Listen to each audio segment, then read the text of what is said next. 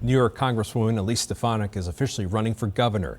This highly anticipated announcement came very early this morning, just days after election night. NBC5's Sophia Falbo spoke to people in the North Country, getting their thoughts on this. She joins us now live from our Plattsburgh newsroom. Sophia, how are Northern New Yorkers reacting to this?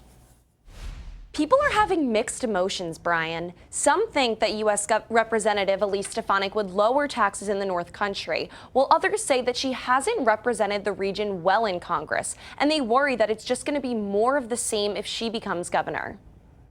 U.S. Representative Elise Stefanik is officially running for New York governor. The announcement on Friday comes after she mentioned several months ago that she would make her bid public after the 2025 election. We sort of saw this coming. I am so happy we have an opportunity to leave the Stefanik era behind us. She has not done very much for the North Country at all. The announcement set up a potential challenge to Governor Kathy Hochul. Some people are already expecting their race to get a lot of national attention. Certainly, it's going to be a fairly acrimonious race. I don't think this is going to be an above-board, positive, sunshine, morning again in New York race. I think it's going to be kind of down and dirty. Stefanik, who serves as chair of the House Republican Conference, has already been endorsed by more than 30 Republican state assembly members, including Assembly Minority Leader William Barclay. And while President Donald Trump hasn't publicly made a comment, Stefanik is a longtime Trump ally. One former political science professor wonders if this will help Stefanik in her own campaign. She is somebody who's very tethered to Donald Trump. She's somebody who is vocally, even vociferously MAGA. Can you run a MAGA campaign and a Trumpian campaign in a blue state? Obviously, they can't simply, shed their MAGA clothing because that's who she is.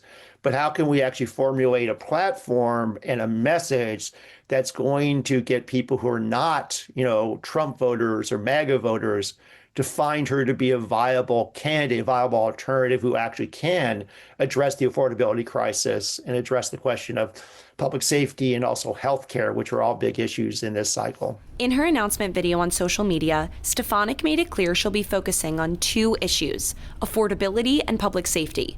People in the North Country have differing opinions on how Stefanik could help. I think that they would probably implement the law a little bit better when it comes to illegals. And I think that would reduce the taxes required. Another Trump acolyte. They don't want to help undocumented. They don't want to help the homeless.